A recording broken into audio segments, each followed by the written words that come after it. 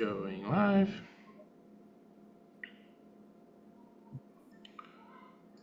We are live. All right, Wayne, when you hear this 30 seconds later, it's the exact same as last week. So go look at your messages and get see you in a minute. Welcome to Worldwide Slot Car Chat on Zoom, number 218. I'm your host, Greg Gaub. Most of the gang is here. We got John Crawley is back, and Don, and John, and Jeremy, and Garth, and Dennis, and Dewan, and other people. And I'm sure more will trickle in. I don't have any questions to start off with. Does anybody have any topics or questions that they want to start the chat off with? Otherwise, we'll do our normal show and tell. So, maybe just start with the sad news today. Uh-oh, what happened? Some of you guys who've raced with us at Electric Dreams will know Phil Nyland. He unfortunately passed away yesterday, kind of suddenly. And so we're all in a little bit of shock down here in SoCal right now. He had been struggling with some kind of tumor in his lower back that's been causing him a great deal of pain, and but I'm not sure what the details are yet. It's obviously very early days to know exactly what went wrong or what has happened. But the upshot of it is that we've lost another racer. Yeah. So unfortunately, may he rest in peace. I have a wife. For those who didn't know him, I was going to just show you these. It's a couple of photographs. Those who've seen these photographs before know that Phil built this beautiful track out on the patio of his house down in Mission Viejo, just a little bit south of me. And so who knows what's going to happen now? But just to remind you all, he was a master woodworker. He worked for Toyota Racing Developments for a long time. He was one of their great fabricators and machinists. Was involved with a lot of their Toyota Racing Developments, NASCAR engine programs and things like that. So he had a number of NASCAR championship rings as being part of the team that created that. He also was a guy who, as another part of his hobby, apart from slot cars, restored old off-road motorcycles. So he had this lovely collection of CZs, KTMs, Bultacos, Husqvarnas, things like that, that he would restore, and they all stood in the living room in his house. And that's how clean they were, right? He had them in a special room it wasn't the living room, but it was in a special one of the bedrooms of his house. It was basically a motorcycle museum. So yeah, sad news, but other than that, nothing from down here today. So just thought I'd get that out the way. Yeah, the first time that I knew him, he was exceptional. We had several conversations in the past year or so. Great guy.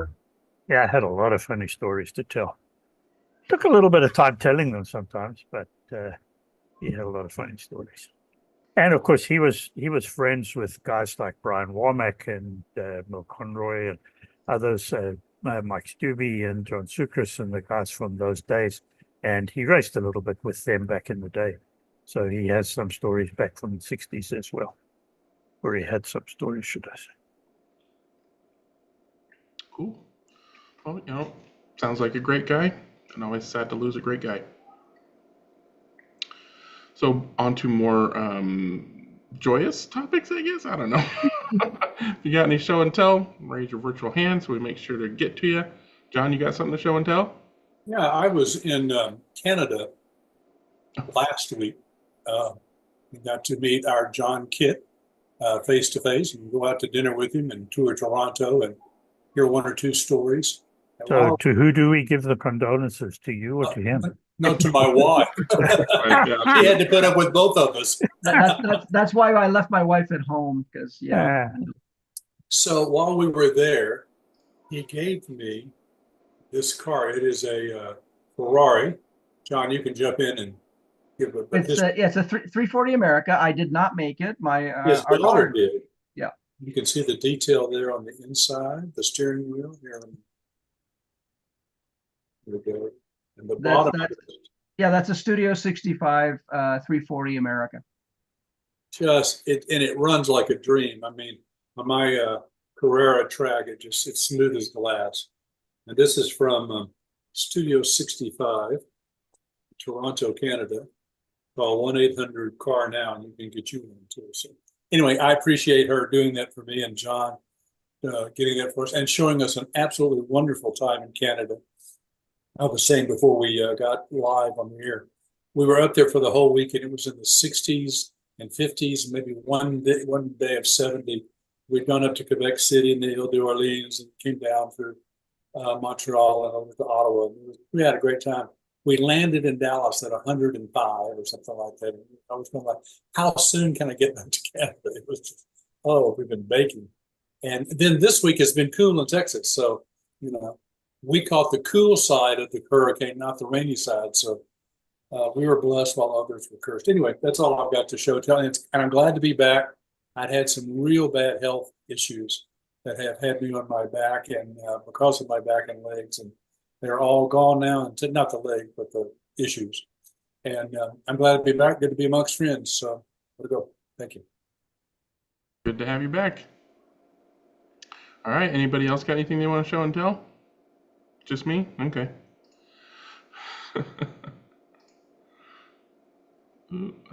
Share that and then switch tabs. There we go.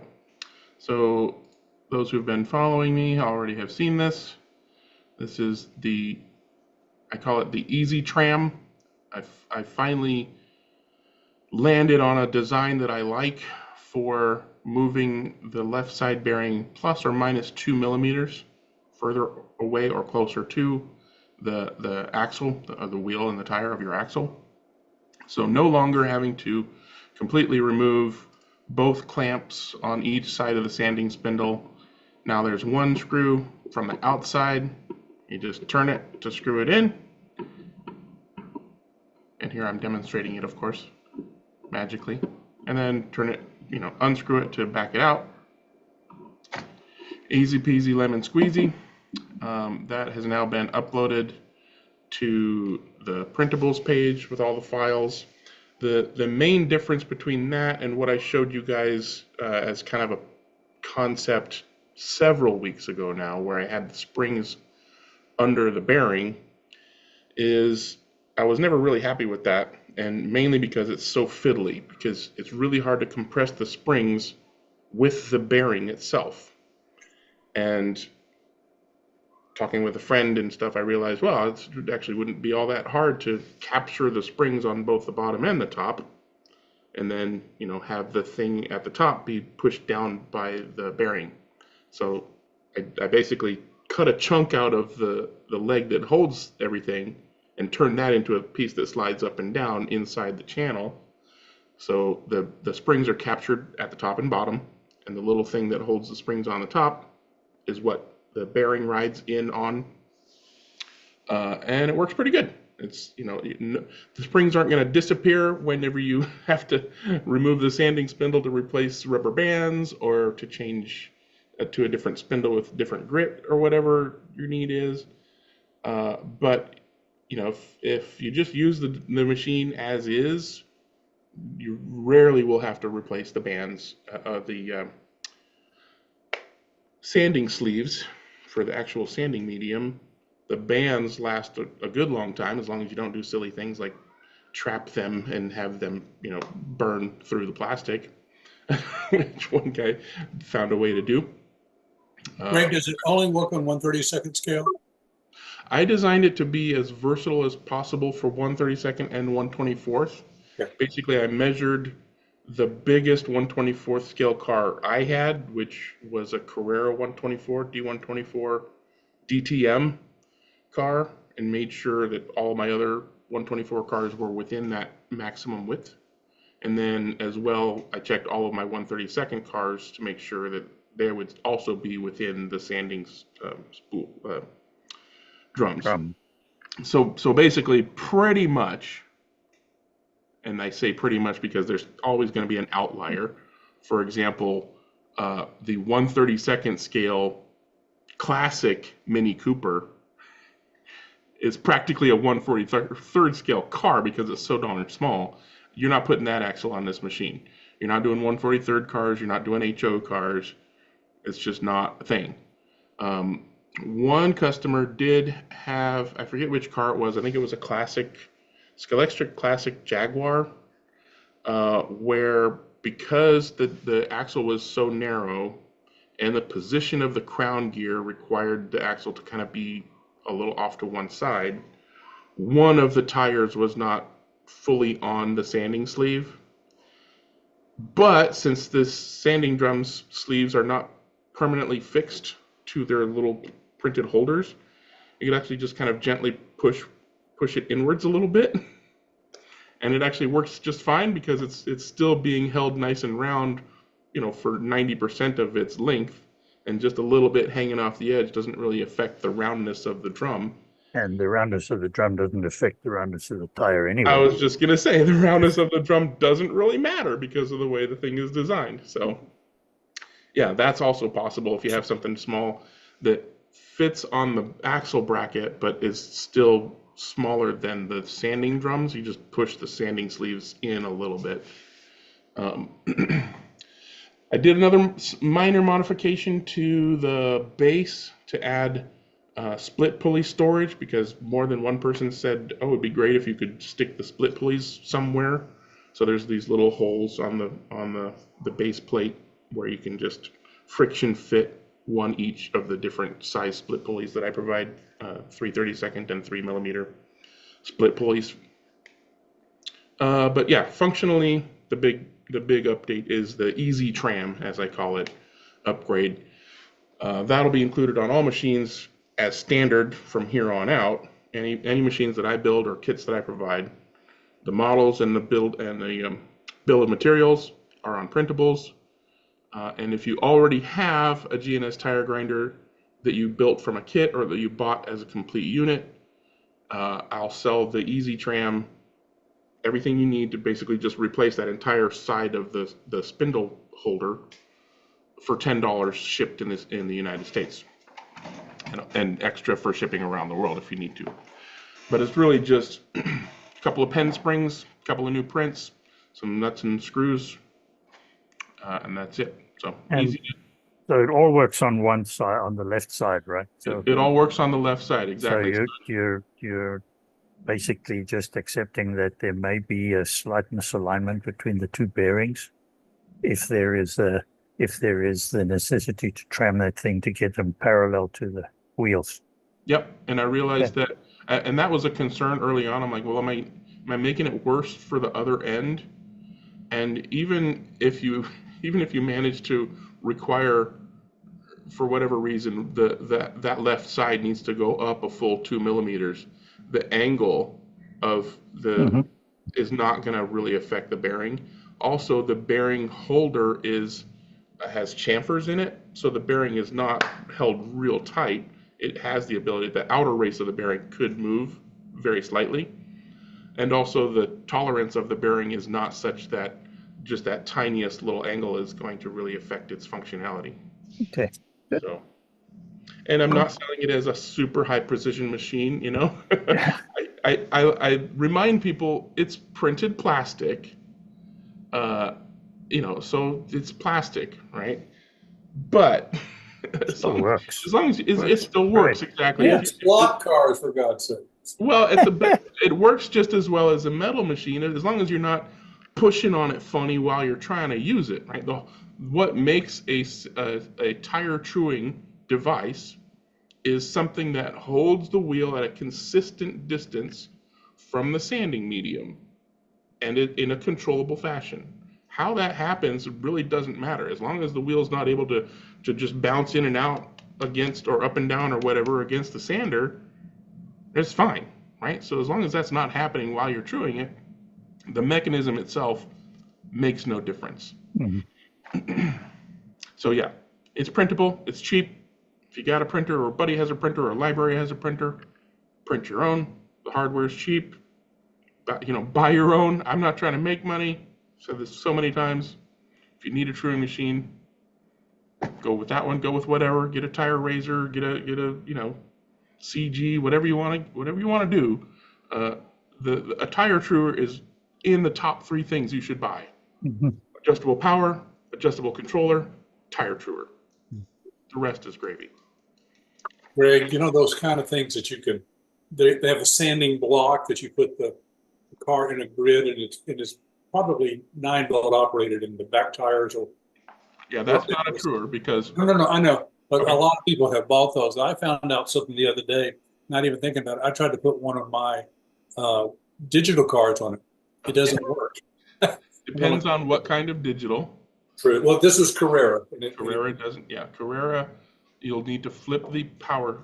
You'll need to flip the polarity switch and then put it on the thing 3 times, and then it'll go. Then it'll go, right. Then it'll go. But yeah, Scalextric digital cards will go when you put them on. Carrera does what we just talked about. I think the new SCX will go on power. The new SCX, it won't go on power because it's digital like oxygen, but the previous ones I think will. Anyways, I'm confusing myself. The point is that each digital system has a different response to analog power. So yeah, you can't assume that a digital car of any kind is going to work on those machines, on those devices. Those are great for scuffing, cleaning tires, scuffing up to get the outer layer of something off. I know exactly one person who can use that kind of thing to true tires because he's got the steady hands of a rocket surgeon. But otherwise, no, it's just a sander. I'm talking way more than I need to. So does anybody else have any questions about that specific thing?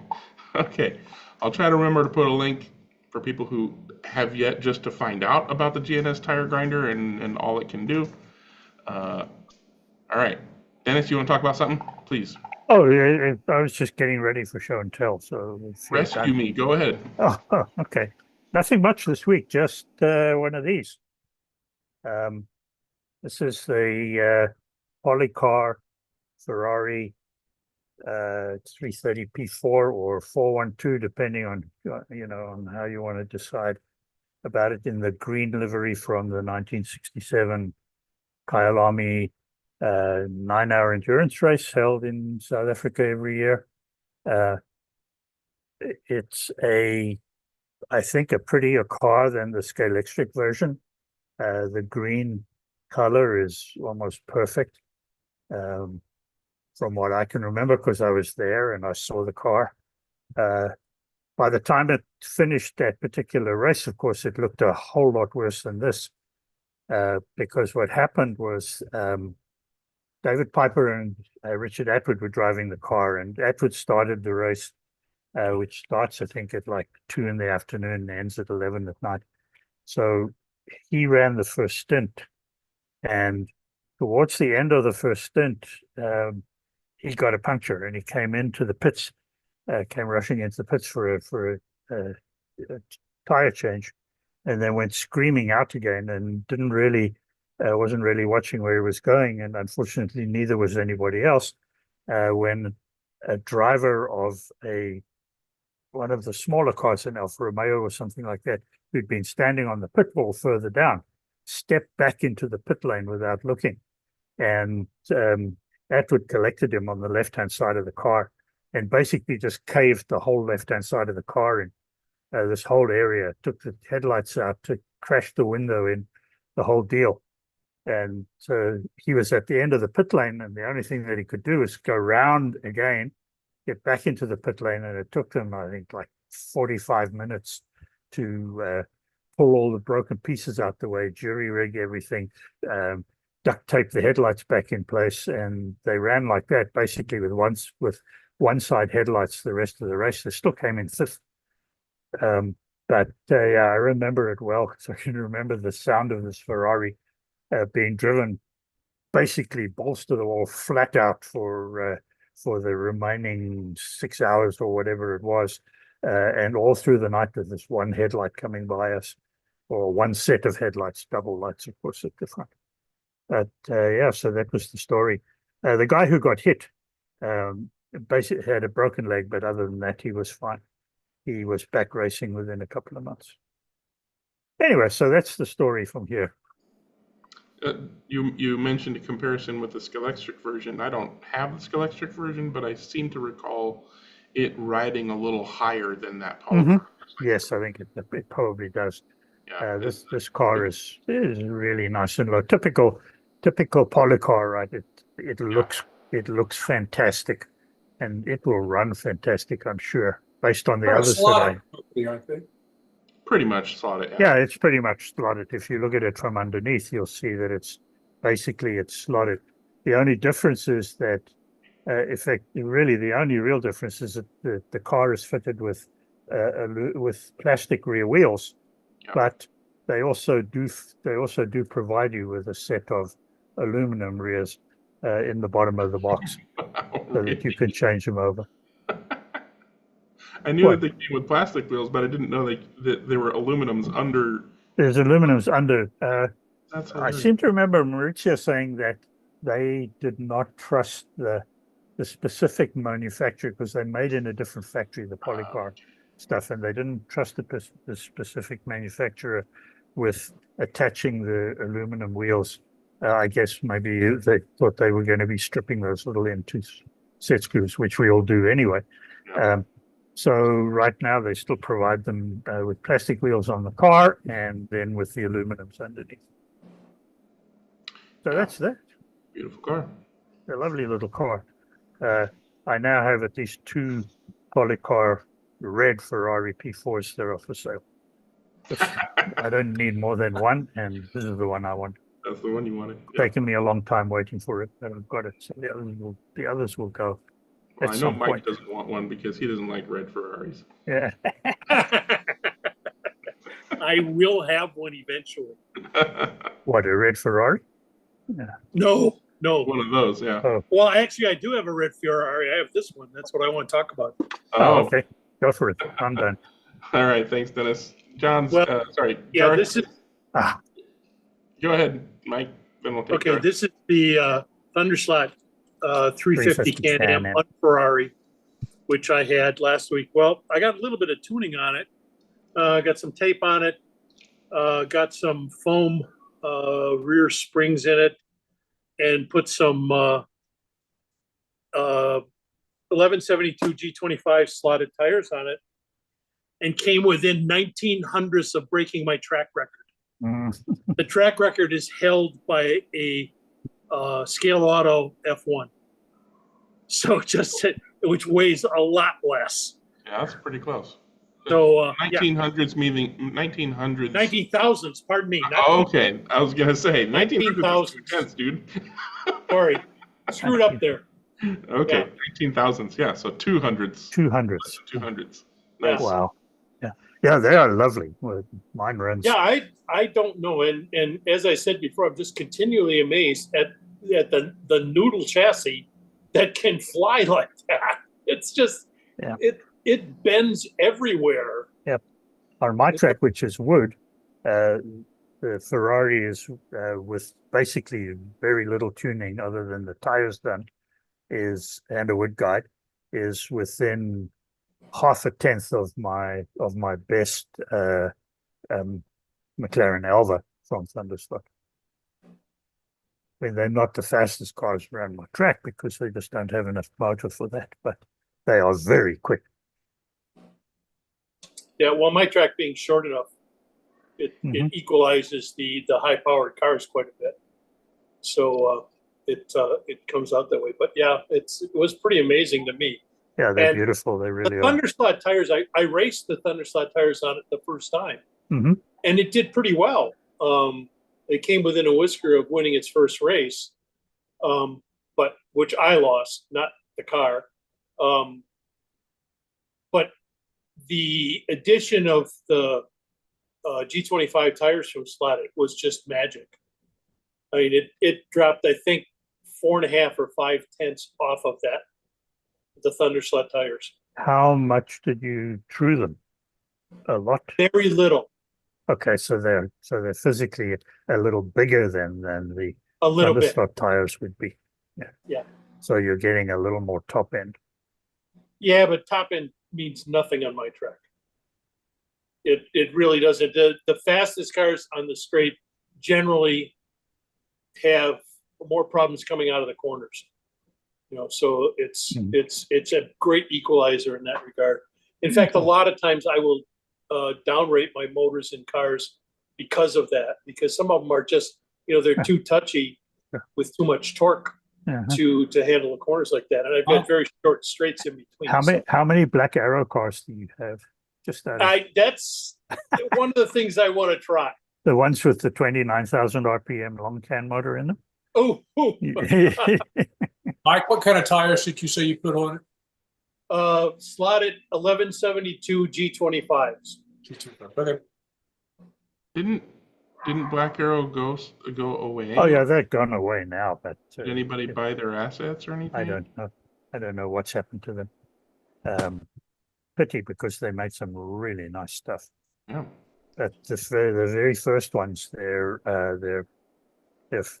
Aston Martins and some of their Ferrari, what they call their GT3 Italias, had 29K long can motors in them, and they are brutes. They're absolutely brutal. All right. Anything else, Mike? Nope, that's it. How about that power car lane changer? How about what? That lane changer. I haven't got it to work yet. Oh, okay. I have to register it and do all that stuff. And I'm leaving for a camping trip tomorrow, and I've been getting the camper ready and stuff yet, so I haven't had time to devote to that. But it will come. I forgive you. All right. Thanks, Mike. Go ahead, Garth. I got one of those as well. Nice. Oh, but that's got different wheels. Oh yeah, this has got Wheels. outlaw wheels and an outlaw guide on it, and The outlaw pod in it. rotating motor pot. Cool. Okay. And That must run pretty good. oh man, this is I bought this, and like Dennis, I waited and waited and waited and finally got it. Okay, but it's a mate for this car. Okay, so we can race IROC against each other. Both cars are, and Identical. they are. That is one sweet car, I want to tell you. Are they still running the stock motors? Yes, just stock motor. Yeah. Just a stock motor, and it's got the rotating motor pod and an outlaw #2 guide, and is that a tungsten weight just in front of the motor, or is it a magnet? I'm sorry, it's got a tungsten weight. Yes. Okay. Got the slot-dotted tungsten weight right there. Nice. And it's got a what I call a mini mower in the front triangle. Okay, just a little 2 gram sled. Okay, and it is really nice. I mean, Garth, what does that motor mount do? It's basically the motor pod. It's got a.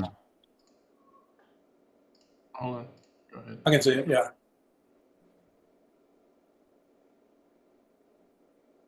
So the beam that goes from the motor to the front of the chassis pod area is like a torsion beam, which allows the pod to move, but in a dampened way, right? Yeah. Yes. Okay. The front part is like a T-bar, and then there's a rod that goes into this part. It rotates back and forth this way, and then the back 2 screws, okay, have they're got a suspension system in it, okay, with a couple of silicone O-rings, and so that the pod can rotate back and forth on the back 2 screws, and it is it's really sweet. Garth, it's not a torsion, is it? That pivot freely rotates. Am I not correct? I didn't say torsion. It's a rotating. Greg I did. said torsion. Rotating Sorry. tube pod is what I call it. Okay, I just wanted to double check. So at the front of that beam, what is the connection? At the front of the beam? Yeah. It is two 5 mm M2 screws. Okay. How is that connected to the bar? Connected to the bar. Yeah, the bar that goes from the motor down the center line of the chassis to the front of the pod area into the T's that have the screw in it. What is the connection between the two things? Or is it a solid print? Two separate pieces. Oh no, right? there are two parts. Okay. That's what I'm trying to figure out. How is it? Yeah. What is the connection? There's Mike. Yeah, Mike's got one there. Okay. Mike's got one right there. Let me zoom in. Okay. There you go. Okay. So there you can see it slides in. There, and then That it point. twists. Okay. So And yeah, it twists around that. So any Now I you resistance, switch to Okay. 90 degrees if you want. any resistance to that twisting is taken up by the suspension on the two screws at the back of the pod, right? Thank Yes. you. My bad memory remembered some earlier designs. Oh yeah, there is a torsional pod too, but this is the rotating tube pod, and this is like the, version 3 of that center spined pod. Okay, and this particular car has got one piece of 2 mm for the rear suspension screws. It's got a 12 mm shank screw with a smooth shank.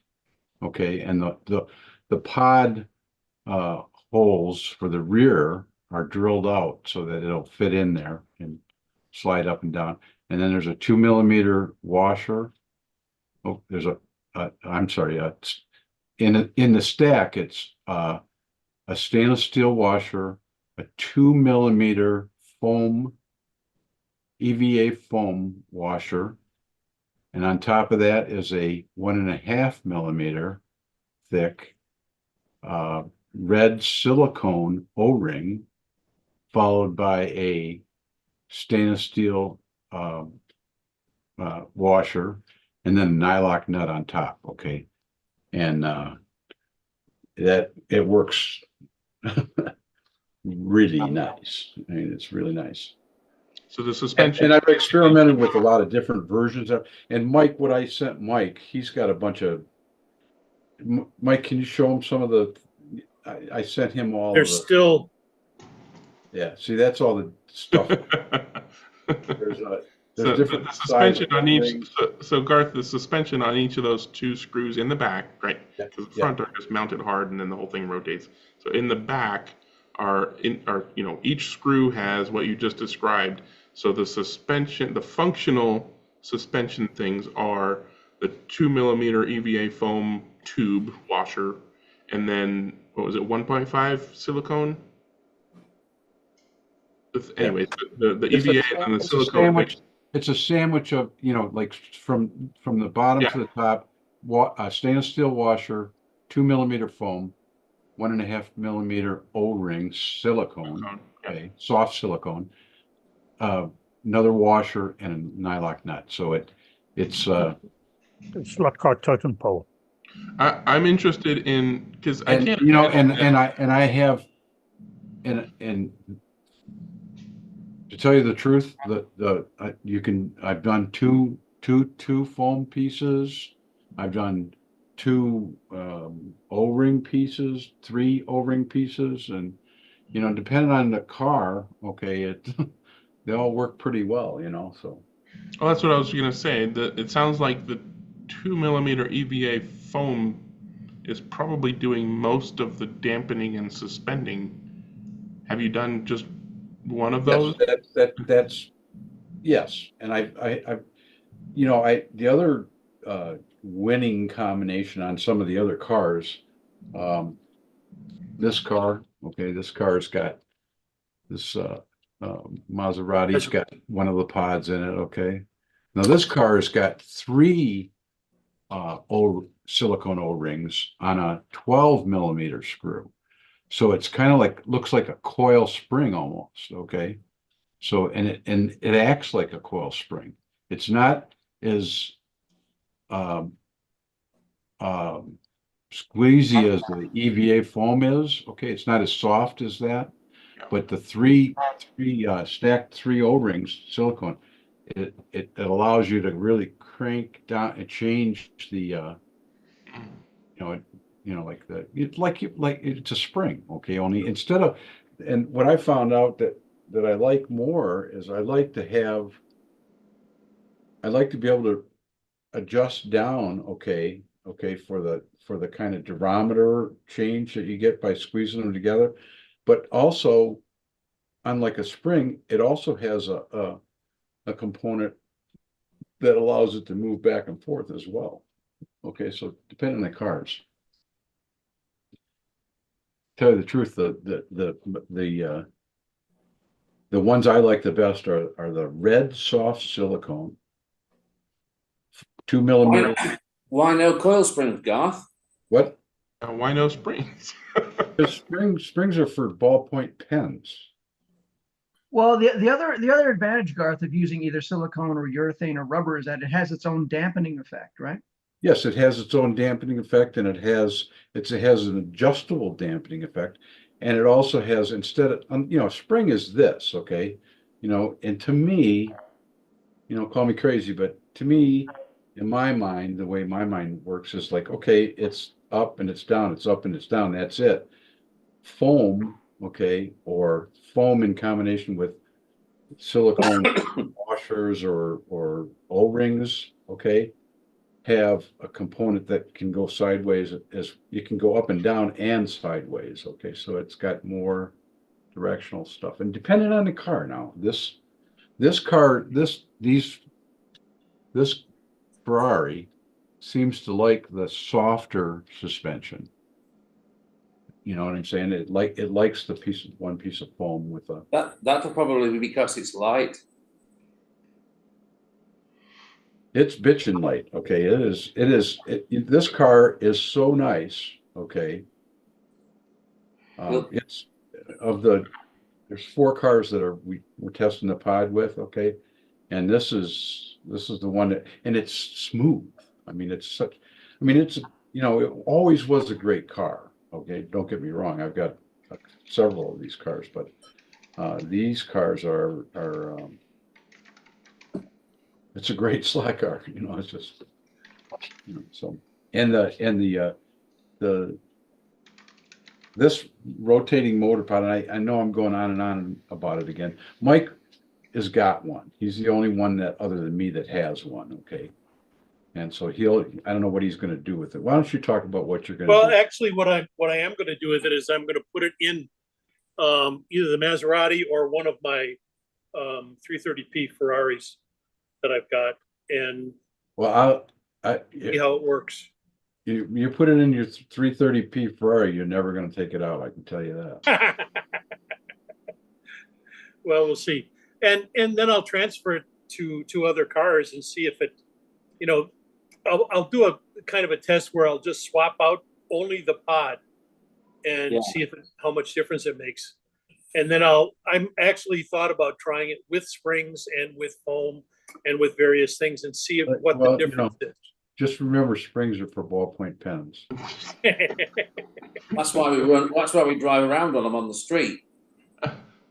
To those things I say, driving around on the street and driving in a slot, okay, different. And 1/32 scale are two completely different. Garth, I was gonna take issue with, or rather ask for more explanation on combining the EVA and the silicone, because they are two different, they'll compress differently, and how does that combination better than just one or a stack of the other or whatever? But don't answer that question, because I'm not asking it. I'm instead going to remind myself that things that I tell people to do to their cars that work, and they say I can't feel the difference, just means that they can't feel the difference. If I'm sitting here thinking, if I do what you're talking about, I don't think I'm going to feel the difference between a 2 millimeter EVA plus 1.5 silicone O-ring versus just 2 millimeters of EVA foam, that just means I can't feel it. It doesn't mean it doesn't change something. It doesn't mean it's not changing something about how the car is performing. It just means, I agree with everything you're saying there, and I'll say this. I just want to put this in real quick. Those who have not watched this show for very long might not realize that Garth came on this show as a stalwart magnet driving aficionado. I still am a stalwart magnet driver. But you're doing all this stuff that just has not going to make a shit of difference on a magnet car. Well, I'm not putting it on a magnet. I know. I'm just saying that you've progressed. When you first came on, nobody would have expected it this level. Yeah, he's definitely seen the light. Yeah. No, Garth, what Greg just did, we call it a tennis thank you, which is basically a backhanded compliment. Backhanded compliment. Yeah, I guess I'm being an asshole. But anyways, you've come a long way, baby. Stacking because, like I said, I don't think I can feel the difference between those two things, but you do. So good, awesome. Yeah. When is this going on Outlaw Slot Cars sales webpage? Well, stacking materials of different firmnesses will make intermediates between two EVA foams or two silicones stacked. Two silicones stacked, I imagine, might be firmer than two EVAs, but by putting one silicone with one EVA, it's made something in between. Well, but isn't the softer thing going to take the brunt of it? It depends on. You're right. It depends on the shore value of your material. I don't think it's so much that it's softer. He's created a progressive rate out of a material as opposed to a progressive rate spring, which would be almost impossible to do in that small size. Yes, that is exactly right. And don't forget, I have experimented with flat silicone washers, but I don't like them as much as having the O-rings. Okay, just for what Jim said, think of the roundness of an O-ring. Okay, now so it's like 3 donuts on top of each other. So you got this round surface, okay, small surface that's touching the next surface, that's touching the next surface. Okay, so it's very much like a coil spring, and when you crank the nut down on it, it squeezes together. Okay, and I guess it gets firmer. I'm imagining Jim's explanation was exactly correct. But here I'm imagining that the travel you're talking about is excessive. Like, are you really using most of 3.5 millimeters of travel?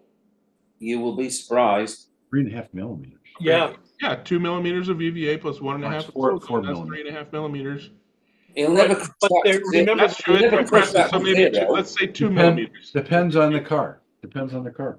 Yeah. So depends on the car. So, I'm not in the car while it's going around the track, so I don't know how much it's. If the slot car gods say to me, you know what, I don't want to be soft and loose on my ass end. Okay, I want to be harder, and then you squeeze it down. And again, it's 3 stack of 3. I got stack of 2. I'm throwing foam in 1. I mean, there's a bunch of. Yep. The idea is that there's a bunch of different ones.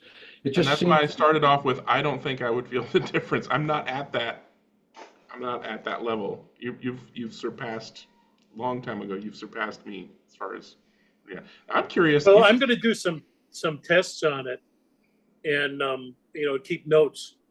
I'll let somebody know what happens on my track. Because the results are so singular. Yes, and Greg, what you're saying, I completely agree with what you're saying. Okay, I can tell you that I take this car here, okay, and I've got a foam and 1 O-ring in it, okay, silicone and EVA foam. I can take that out of there and put two silicone O-rings in there, okay, and this car runs like a bat out of hell. Either way, you follow what I'm saying? I just think that it's at the stage where the motor pod, okay, is not the test. It's Yeah. the springs that are the test, you know, so. Well, you And can tell the it's difference in the also not- stopwatch too. Sometimes you can't feel a difference in the car, but the stopwatch says otherwise. That's what I was about to say. That and Agreed. consistency and reliability. Like you Yeah. can get it around the, you might be able to get it around the track a hundredth faster with a certain setup, but you'll crash more. And you might get it around the track a hundredth slower, but you'll crash less with a different setup. But you can't feel it while you're driving it around, other than, oh shit, I crashed more than I thought I was going No, to. Well, That's the strength of testing. Yeah. I can say from my point of view, suspension on my track makes a difference. Mhm. And it varies from car to car. I've got some with springs, some with the foam that you can get from MR Slot car, and also foam from Thunderslot. Thunderslot makes a foam suspension, which is really nice, and it's really soft foam, which sort of is in keeping with their, noodle chassis thing. If you So, race, all these forces, what you're doing is you're acting like a coilover on a car, where you can adjust how tight the spring is. And then if you combine that with a shock, you're adjusting the damping too, because the foam has a different rebound rate than just a spring and that kind of stuff. So you're softening a lot of the forces that are applied to the car. Whether it makes any difference, we'll see. Oh, If it you does. race- It if does. you And raced in I'm realizing something that happened on Monday. Why it didn't hit me on Monday is because I'm old, I guess. I'll just go with that. On Monday at the race, we're racing on Russ's routed wood track.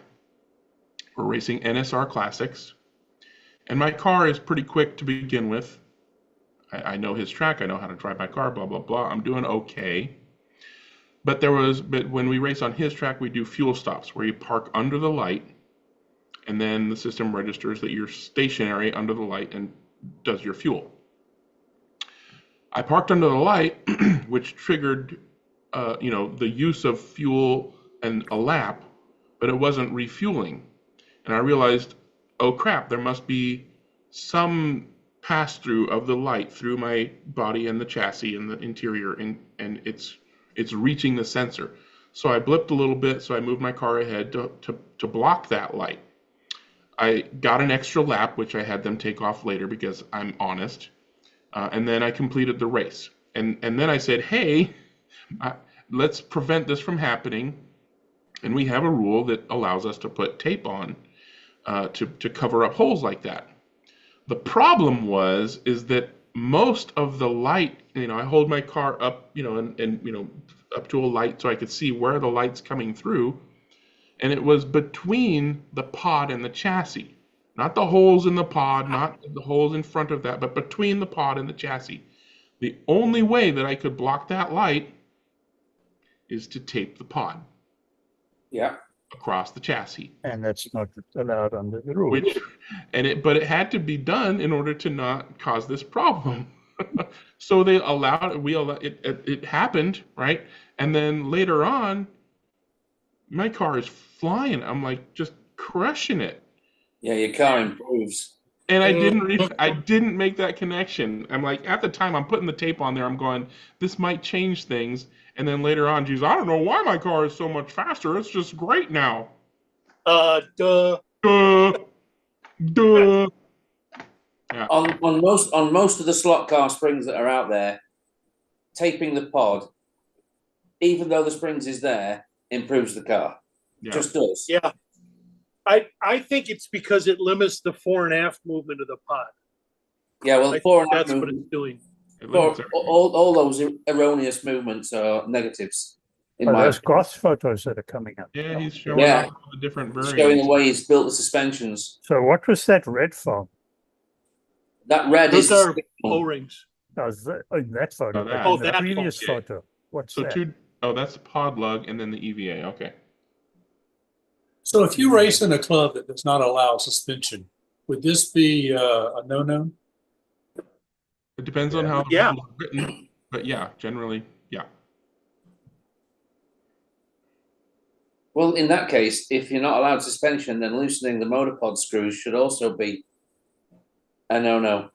You would think so, wouldn't you? As Alan made clear to me when we raced at NASCAR Wood beforehand, he actually told us on the chat before I went over there that because they don't allow suspension at NASCAR Wood, he loosens or removes the screws from the back of the pod and tightens them up at the front of the pod, so the pod itself becomes its own suspension. De facto suspension, he's cheating. Yeah. Exactly. So it depends on how Because the his rules pod are written. moves. So are you cutting the red EVA foam donuts yourself then, Garth, or are you purchasing those somewhere? You're muted. You're muted, Garth. Jeremy laser cuts it for me. Okay. Okay. So. And I got black and red. They're the same Durometer. And I'm trying to talk Jeremy into doing silicone, but he can't. He claims he can't do silicone because it burns on the laser. Okay. I was gonna say that doesn't surprise me. Sticks to itself, yeah. But there's some people that are getting away with it by doing things like putting saran wrap over the top of the silicone foam, so. Have you any idea of the durometer hardness of your red silicone O-rings? No, I don't. Okay. Mm. Soft. The red ones I've got different versions of them in a couple of different sizes. Okay. And the red ones seem to be the softest, the softer. Okay. So my limited experience with that is that the very, very same O-rings, although potentially slightly larger diameter IDs, used to be and are still used as oil-filled damper seals on RC cars. Mm-hmm. So you stack two of those and you run a 3mm diameter shaft through the middle of them, and that stops the oil from the oil-filled cavity from weeping out. And they are available in different hardnesses, but usually with a 3mm ID, which is far too big for a slot car. The red ones were the first upgrade, if you like, because back in the old days they were black, a lot like the ones you've also got there that look harder. Yeah. So the red ones came along and they were softer, and subsequently to that, we used to get white ones as well, and they were even softer, but they used to leak. So keep your eye out for white ones; they might be even softer. Oh yeah, I've got white ones. I've got translucent ones. In fact, Mike's got them. Yeah. Is Mike still there? Yeah. I've got a bunch of white ones myself, and they aren't soft. I have a bunch of white ones that they have oil all over them. The ones I sent to Mike are translucent, and I have red, black, and translucent. Okay, and I'm not sure that the black ones are silicone. Okay, they're probably not. They're probably nitrile. Yeah. There you go. There's the translucent one. Now, Mike, if you squeeze that against the red one, it's a little stiffer than the red one, isn't it? That's why I gave you a choice. Okay, choices there. Remember what we said about? Yeah, it's interesting. The clear one seems to be more evenly progressive. The red one seems to hit a certain point and then harden. So that's the only difference I can feel with my fingers. Okay. Doesn't feel softer to you with your fingers? Yeah. The clear one is definitely softer. Really? But the way it yeah, I think the opposite. Okay, I think the red one's soft. You can just roll them in your fingers. You can just flip them over and squish them a bit, and you'll feel it. Yeah, you're right. The red one is a little softer, but it hits a certain point quickly, and then stops damping. You can feel you're like it's like hitting a wall instead of the clear one seems to squish more gradually. So Mike, did I give you two? Is there two of the stainless steel screws in there? Are there two sizes? Yes. Okay, the 10 will be, if you're gonna do two reds on a 10 with an eye lock, okay, and two Uh-huh. metal washers, or, you know, you could skip the metal washers, but, and then the 12, the next size up, the longer screw Mm-hmm. is perfect for 3, if you want to try 3, okay, and I've got Yeah, cars. I'll try them in each iteration and see how it works. The and- just diameter of the as a screw bi- also make a difference too, because we're talking about the inside diameter of these little O-rings. The compression will cause both the inside and the outside to go out. Right? Yeah. So the inside diameter will get smaller, the outside will get bigger. So the diameter of the screw that you're using will affect how much that compresses as well, because Yeah, if it's closer to the inside diameter of the O-ring, then it won't allow that to compress the same. that's correct. And also, I as the think O-ring compresses, it will grip the shaft. It will actually grip the screw plane shank a little and cause a little friction. And that little bit of friction will have a little bit of a damping effect On the compression. There's actually quite a lot going on, and it's surprising how much travel a model car will experience out there on the track, that it's hard to measure, but when you can measure it, well, we measured it with larger cars, and we were astounded by how much travel. They don't appear to use it while you're watching them go around the track, but when you come off the track and take a look at the car and find the measuring devices and how far they've moved, you're absolutely astounded by how much of the travel of the car's got is actually used in use. Yeah. Greg, I want to pose it a different point of view as far as the even compression, because it operates like this on an angle, it's going to be squishing the outer O-ring first in a corner. You get what I mean? Yeah. So there, you got to play with it a little bit. What I was talking about is a single suspension screw having two different compressive elements. So the EVA and the silicone compress differently. Everybody's saying that's like a progressive, coil spring or whatever, which makes sense.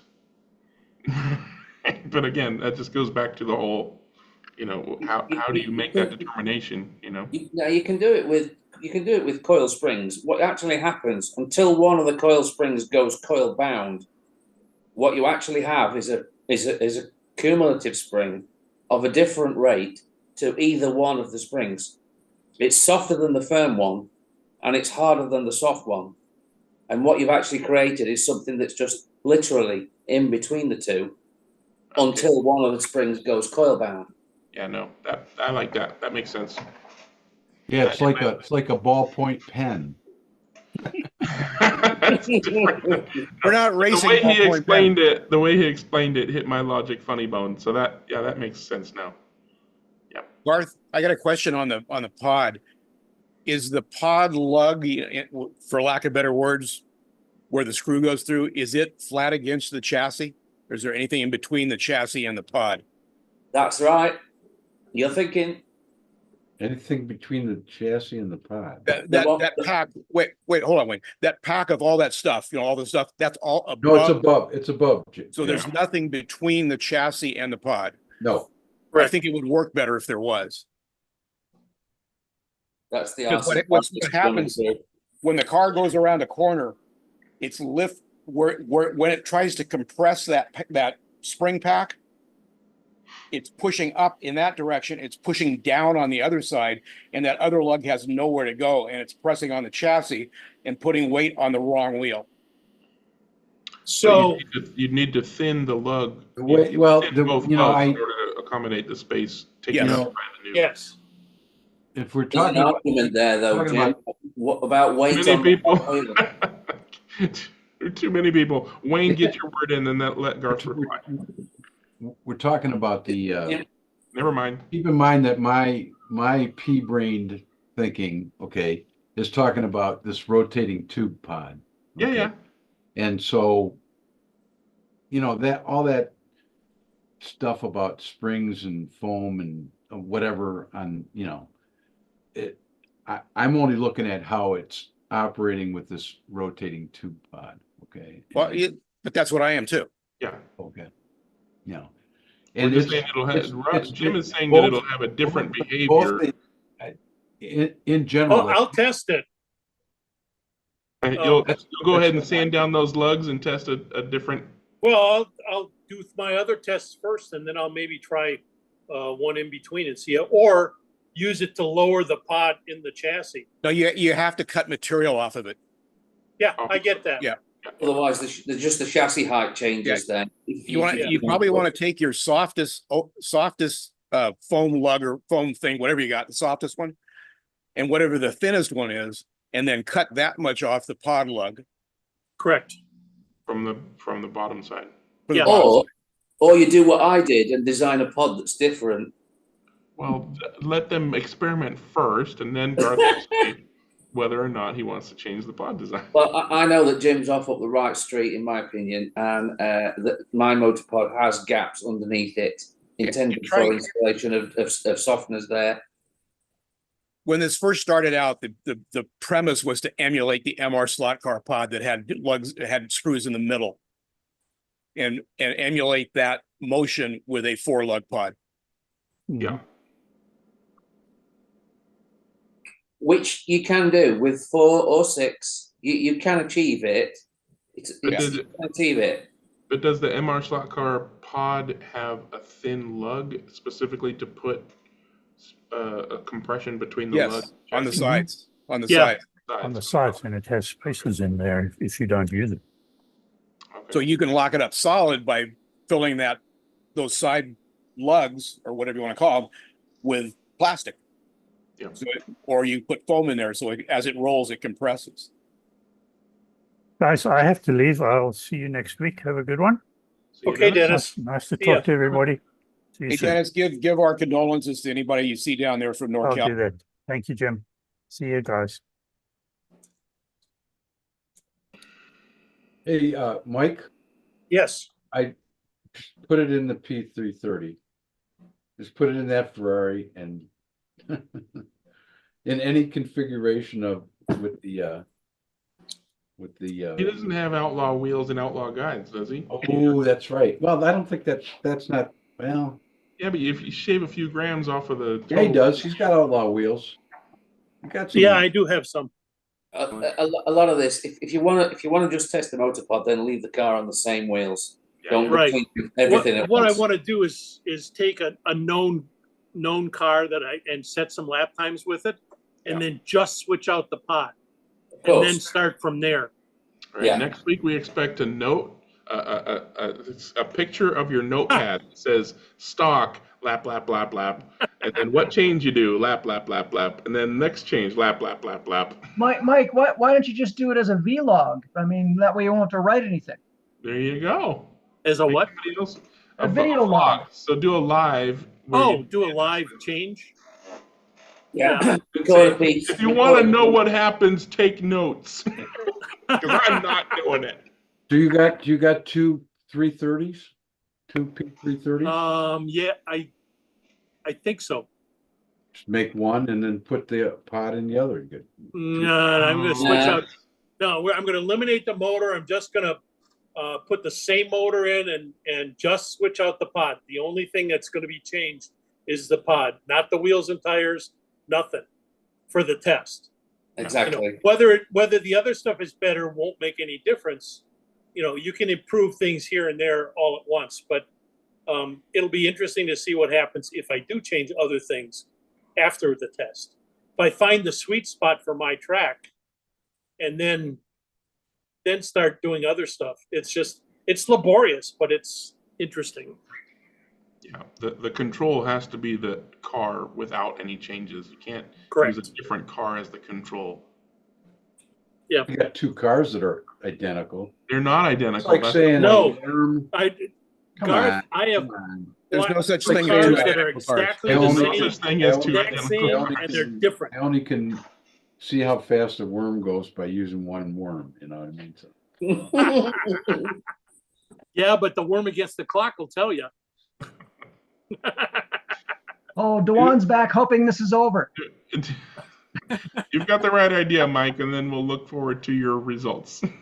I will do my best. Okay. I'll tell you what. Every week, Mike seems to go away with homework, and then he never hands. Well, he's going on a vacation soon, so we need to give him at least a couple weeks before we expect. All right, I think that topic is done. Go ahead, John. Oh, well, I noticed that Neil, as well as John, is here, and I just wanted to show Neil's third place car from the Scale Car Garage 356 Grand Prix Challenge. We showed Courtney's, and here's Neil's. Neil's did very well, a podium finish in third. That's what the outside looks like. I mean, he really slammed it too, which I thought was really kind of cool. With a full interior, check it out. And then I'll show you what his chassis looked like. There we go. And he did a great job. Now, what was scraping on our track actually were the screws, unfortunately. Oh yeah, those are big heads. Yeah. Well, you know, I'm not bragging, but yeah, they're huge. Yeah, there you go. Yeah, look at that. Is the motor just soldered right to the brass? I think so. Yeah. Although Neil's here, he could probably talk. The one thing I didn't want to do, even when I was reviewing all the cars, I didn't want to pull them apart because they were all set up to run and they all ran really, really well. And I honestly, I kind of think that's not cricket to do that. Yeah, that makes sense. Are they your supplied tires, John? Tires and wheels, and you know, they did 240 laps, man. I mean, that's nice to know that. Did I miss the announcement of all your results? Who was second and who was first? Was that in another chat that I haven't watched yet? No, it's No, it's in a video you haven't watched, you bastard.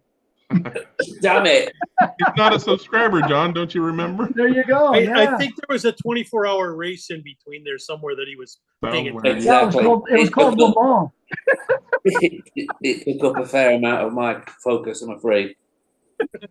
Yeah, go to John's channel to look at the various. Yeah, you know what? I'm honestly not only the cars all ran really well, but one of the things that I really wanted to sort of learn from this for myself is, one, just what you could do from a chassis perspective, and two, a real product test of the wheels and tires, to your point, Wayne, because those wheels are task 2 resin, and they're cast and you can drill and tap them, and they were. The tires were 40 shore urethane, and like Courtney and I'm sure Neil will attest, they trued up really, really well. So I'm really very, very pleased with that aspect. So I feel confident enough to tell people that if you really want to try and race these components, you can. Well, I actually was. Go ahead. Going to look at that, but I'll be falling out with Courtney if he didn't win. He came in second. You know, it was close. It was close. Ah! Yep, it was close. Yep. I mean, well, I don't know if you saw, Courtney, but I called you the Max Belshowski of slot cars. I saw it.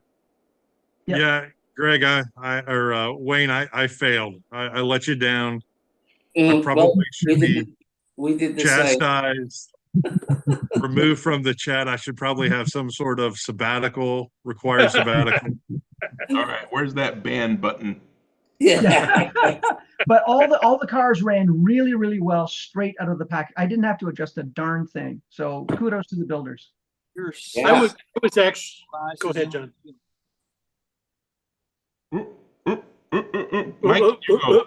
Well, I was actually somewhat disappointed that he didn't disassemble them, because I would like to have seen the various chassis I was just gonna designs. say, did you already send them all back? No, And I still haven't. Maybe ask. You're welcome to take mine apart. There you go. Really? There's one answered. There's one. Okay. Neil, do you want to unmute yourself and either give John permission or say no? I'd be surprised. It was Neil Guerrero, was it? Yeah, Neil, that was Neil's car. Yeah, it did really, really well. Muted. Send him out here. We'll do another round. You know what? Those little 030 motors they're quick. They're a lot of fun. Like, you don't have to go fast to have fun. I would put that in your, ask. I'm sure Courtney will just go ahead and say, yeah, ship it wherever. But, ask the people if they want to have the cars go somewhere else. I'm sure Jim has a great track or two for them to run on. Well, you know, and from my perspective, it would be interesting to see how how the wheels and tires would run on different tracks. That would be interesting. Yeah, wood for sure. Yours is what, Revell or Carrera? No, it's painted Carrera. So Painted Carrera. Yeah. So a wood track for sure would be different. Yeah, for sure. Hey, well, now there's something we could do. If you haven't shipped the car back out, if you haven't, I don't want to say anything, but I put up cold hard cash for this, and I'm expecting the same from others. And you could just hop across the border to give them to the postman and ship them over to Jim or whoever. Yeah, well, yeah, you're only in California. That's not too far from Well, you see the track behind me. We'll put them on the HO track. That is a nice looking HO track, though. That would be the right size. Track. Yeah. Is there a significant bill involved in getting a package across the border then? Crazy.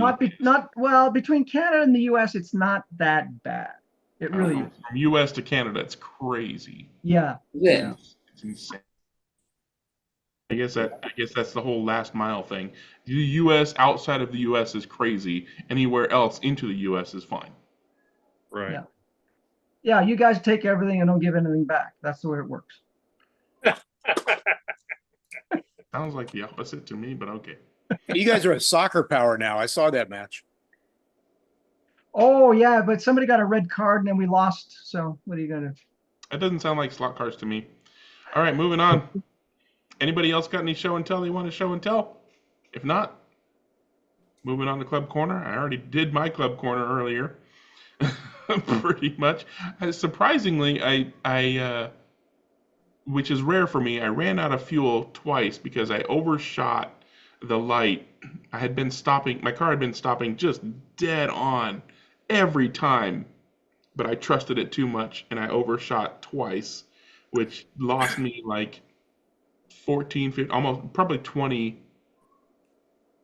Yeah, probably 20 laps, which knocked me down to fourth, but I was surprised to get fourth of 10 out of 10. What system were you on, Greg?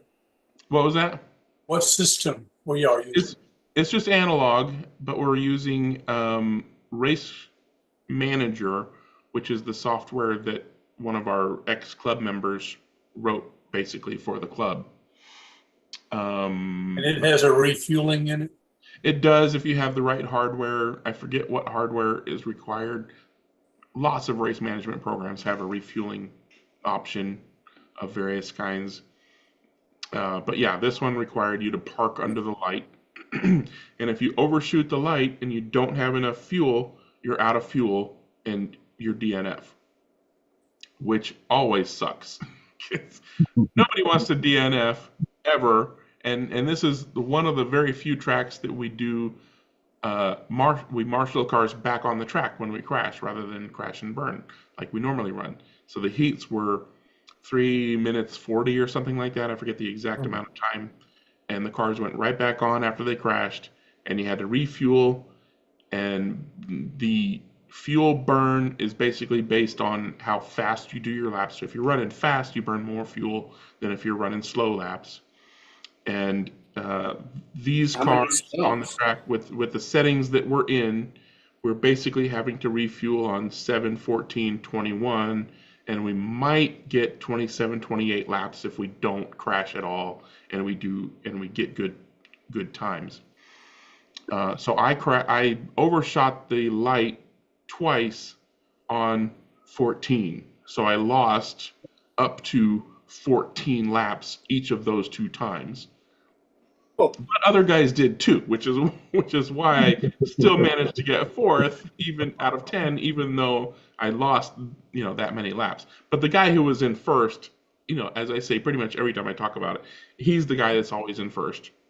I don't count him as first. Everything below him is first, second, third. So technically, I was in third place rather than fourth. But still, if he wouldn't have been there, I'd have been in third. If he wouldn't have been there, I'd have been in third. Exactly. Thank you, Mike. You put the words into my mouth. I love it. But yeah, like I say every time, any racing's good racing. It was a grand time by all. If you follow Russ Paver's Slot Car channel, you'll see it, I'm sure, in a few days. me sitting on my ass as much as possible, racing okay most of the time and badly a couple of times.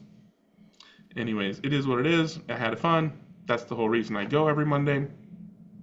I'm done. Dewan has his hand up. Go ahead, Dewan. Oh, okay. Sorry. You ready? Oh, no. Yeah. I'm ready. I'm ready. 3, 2, 1, go. I think a while back I was asking you guys about ideas for putting a. This isn't exactly club, but it's family. It's more than you racing by yourself. Therefore, it's Club Corner. All right. So I was asking about suggestions on different concepts for doing a contest and race for our family reunion. And so I had did put something together. And what it was is I actually, let me see, I made 8 categories or 8 classes of cars. I have a 4-lane track, so I was taking 4 drivers for each one of the classes, and I had those. Well, let's call it 2 sets of 4 because I broke it down to an open race, and then I broke it down to women and children in the second race. So 4 for the open, anybody can sign up for, and then 4 for the kids and the women. And so this was let's see if I can share my screen here. Where is that button? There it is. So I think it's showing. Yep. Okay.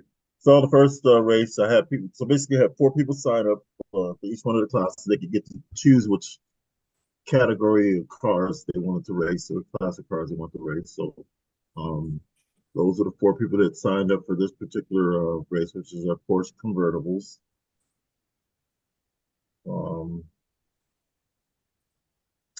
Race 2 was our Volkswagen vans. Race 3 was our GT. I just call it GT exotics. I just had this bizarre names so that I can match really a real racing class.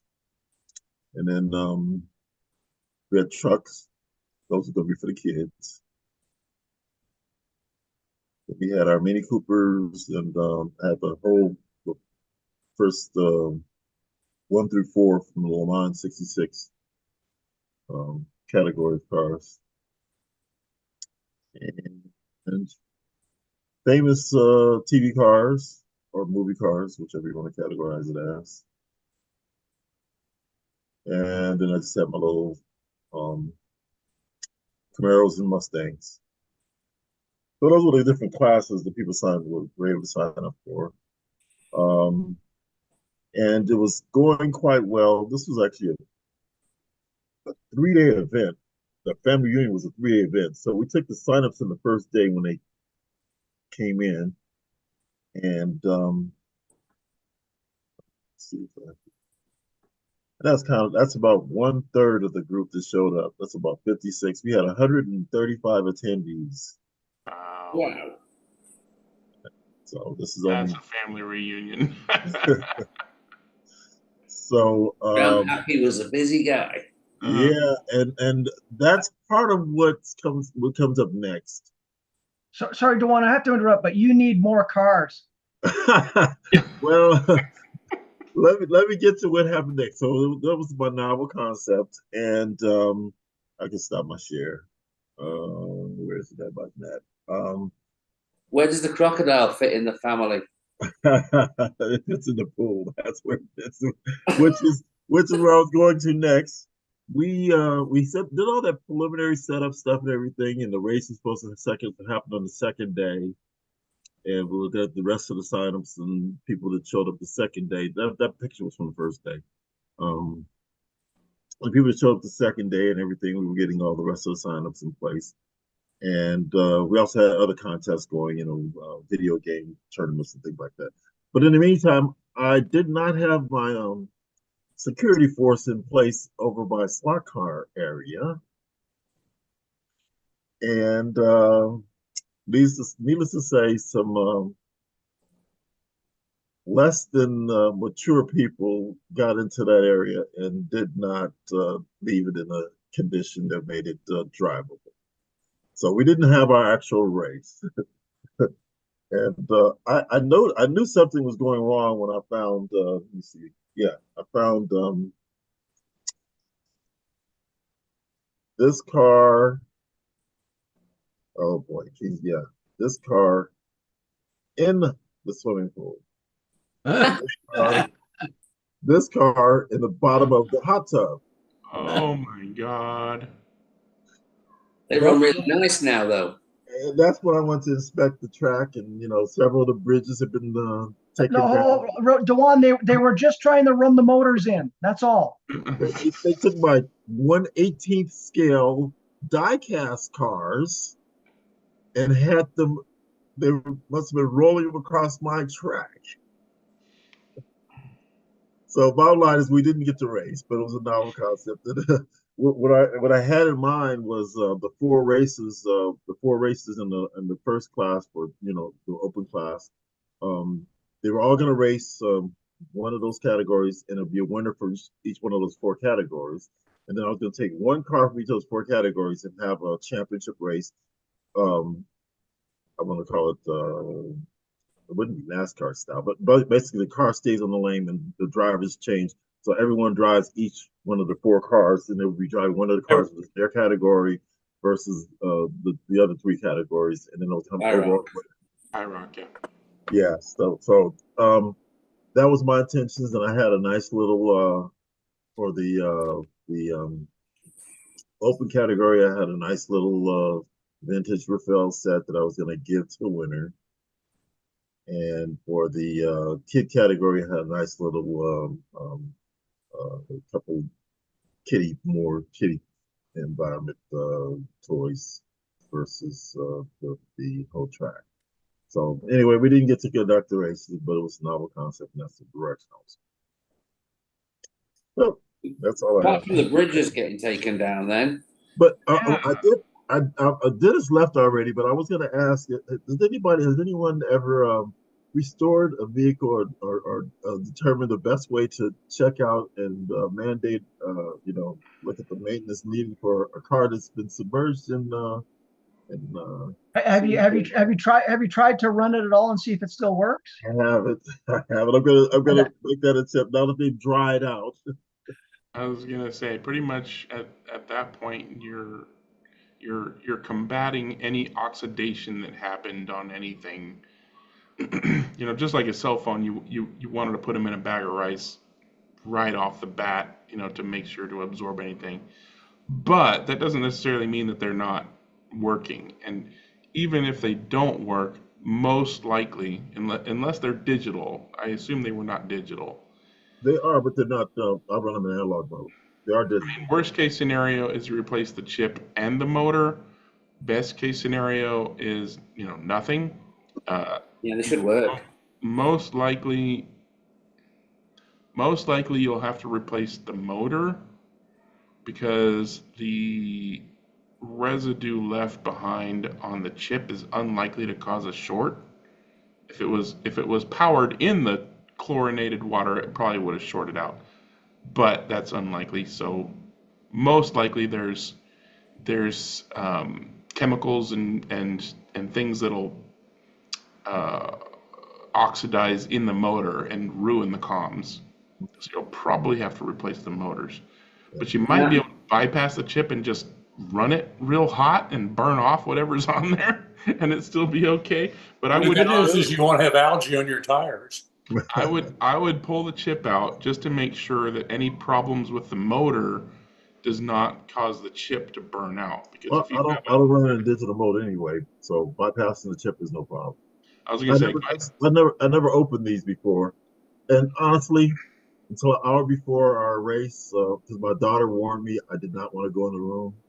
I had not been in the room until an hour ago, and they had done some preliminary cleanup work before I got in there. They said that I did not want to see it. Yeah, well, I mean, hopefully the track is. Yeah, the track has survived worse stuff, so that's not a problem. The track, I'm pretty sure it's manageable. That was just I'm looking at the grades, and they're all twisted backwards and all. Those are cheap and easy to replace, obviously. But yeah, I would bypass the chip for sure, And if you never run them digital, pull the chip out and sell them to somebody who runs digital. And then you might have to lubricate the motor, maybe, but obviously that needs to be just the tiniest little.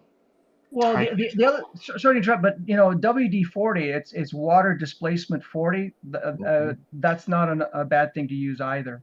But the water's gone. Well, yeah, but to your point, if it leaves any sort of remnant, that'll be gone for sure. Any sort of like if there's chlorine, for example, it may leave some residue. Running the motor in some clean water would probably not be a bad idea. Which goes back to what I was saying before. That's all they were trying to do. Yeah, they were trying to clean the motor. Yeah, I'm sure the cars can be rescued. That's not really a concern. Yeah. Anyway, no racing, but it was.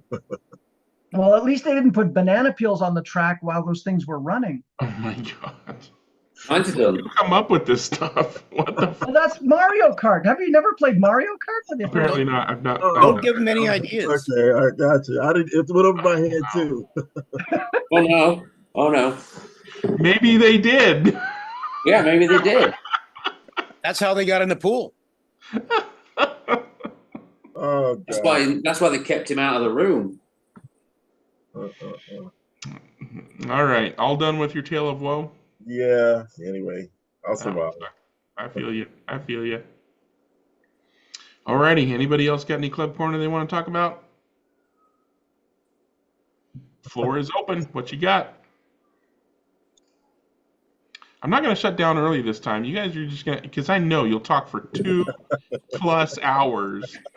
So if it's slot car related, what's the record? I think one time we were on here for 4 hours afterwards. I think so, yeah. Well, I want to know about John Weber and any progress on the cars that he was working on, because he was working on the Corvair. He had a Ferrari. Yeah, John, any updates? Yeah, any updates, John? John might be away. Oh, no, he's there. He's changing his picture every 2 minutes. Yeah, he's there. Can you hear me now? Yep. Yeah. Okay. Not a lot of progress, unfortunately. Been having to do a lot of work around the old place here, and so haven't been able to really concentrate on some things, and many of those projects are right to the point where you get them to a point where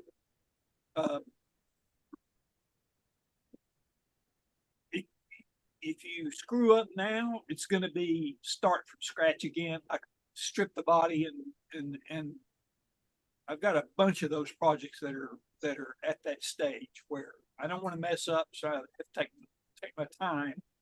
And so anyway, that's the best excuse I can come up with. Well, thank you for that non-update, and we look forward to actual updates in the future. But I do have a question from YouTube. Maybe Mike is the only person who can answer it, but he apparently stepped away. Hopefully he's in there somewhere and can still hear us. Or anybody else who has the Polycar Ferrari 330. The question is, Polycar P4, is it easy to fit the wheel inserts from the plastic wheels to the aluminum wheels? My first guess is yes. Mike? Yes. Okay. Did you already do that? Yes. Okay, so easy peasy lemon squeezy. So the plastic wheel actually has an insert in it, and it's not actually molded spokes then? Yeah. No, it's a separate cast wheel with an insert in it. Okay. Okay, so what's in the bag under the plinth is aluminum wheels and inserts. No. No, you can pop the insert out. Okay, so that's what Wayne was asking. It's just a plastic version of the metal wheel. Right. With an insert that you then pop out and put into the metal wheel. Yeah, they're essentially the same size.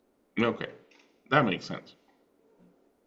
And the plastic wheel, the axle is still smooth, and the plastic wheel just pushes on like a Polycar, like a Pioneer. And then you just put the aluminum wheel on like any other slotted car, basically. Put the insert in there. Yeah. I'd stick with the plastic wheels. That might be controversial. I mean, they're selling them at I believe they're selling them at a slightly lower price point than comparable slotted cars, aren't they? Or are they at the same price point? Honestly, I haven't bought any Polycar yet. They're pretty close to the same. That makes sense since they include the metal wheels in the kit. So you're basically getting the same car. Just have to do a little extra screw turning. Yeah, there ostensibly is no difference between a Polycar car and a slotted car, unless you're talking about the Subaru BRZ. I think that's the only car that is a base range car. Yeah. And some of the poly cars, like for example the F40s, the chassis are better than the original slot.it chassis. Than the early F40 slot. Yeah, the F40 was one of their first models. Yes, that is absolutely true. But I know the I got a lot of older F40 chassis, and I prefer the Polycar chassis. For sure.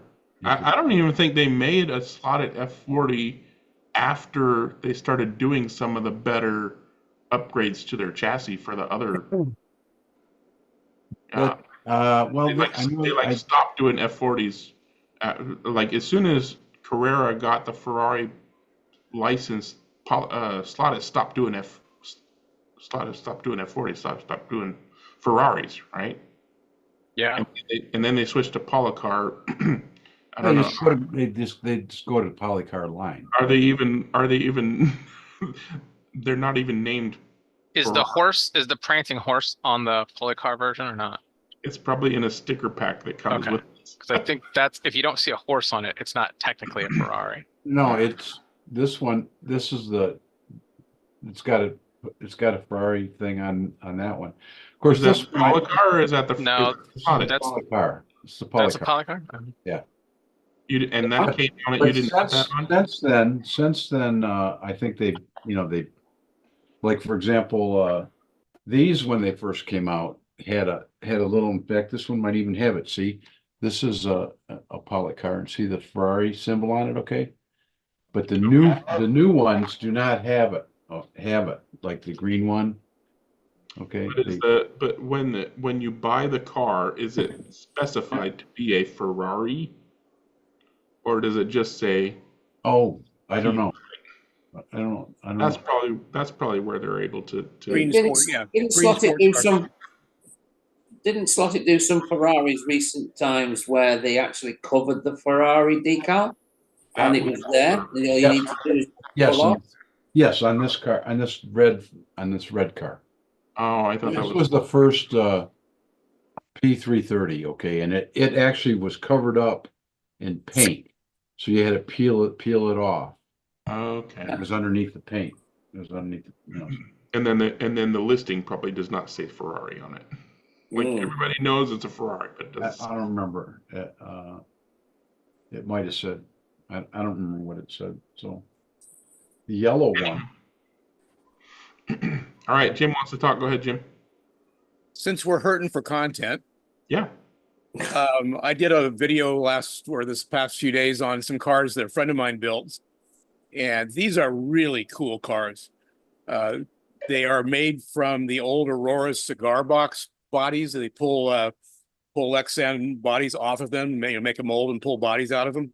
So hold on, are those HO? Yeah, these are wow. HO. They look really good. They are, like I said, they're HO. They're pulled off. There's 5 different cigar box bodies that he pulls molds off of, or makes molds and pulls bodies off of, and then details them. The decals are Paddle's place. And so he can make, some of them aren't 100% accurate because it's the wrong body, but he can make just about anything look like a period. The Gurney Eagle there looks great. The Lotus 49, the Ferrari, and so on. Here's a little bit closer detail. For an HO scale, that's a lot of detail for something that small. And these things look really good. The chassis are 3D printed, and it's printed in 2 pieces, the back half and the front half, and they're bonded to the motors. So this is actually a monocoque chassis with the motor as a stretched member. Best member. Yeah. So it's a really cool set of cars that he's he builds these to order for people.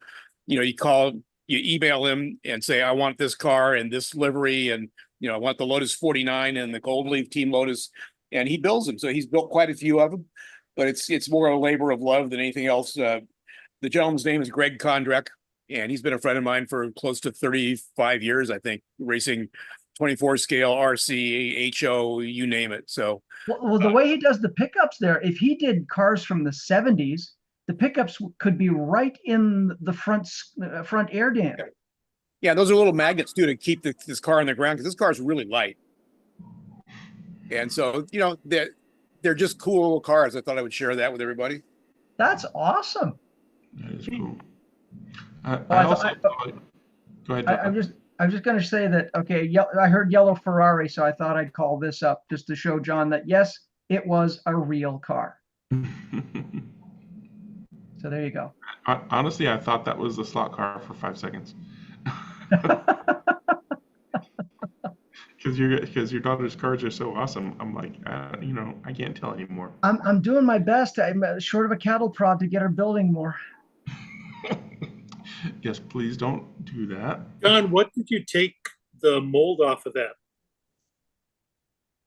What kit did you take? Yeah, so do you remember the Revell Pioneers? Yeah. Yeah, so that's their Ferrari.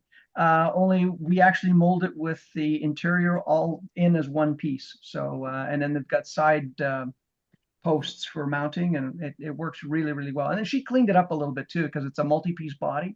So there's a lot of, as she said, and I use the word often, fettling, to make it look like a real Ferrari.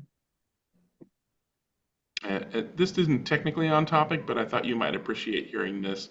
I guided my son to your extensive, how-tos on creating a mold for casting things for a project that he has been doing for our local Transformers Collectors Convention.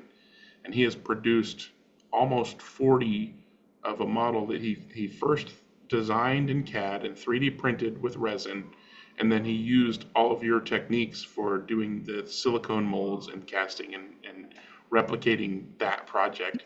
And you know what? That is the way to do it. You use the 3D printing to build essentially the prototype.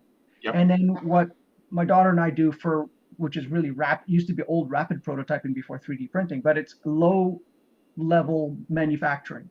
Yep. And it works really, really well. Yeah. Oh, that's fantastic. That's great. Thank you for saying that. That's awesome. Thank you. Thought you might enjoy that. Yeah. Oh my God. Well, hang on.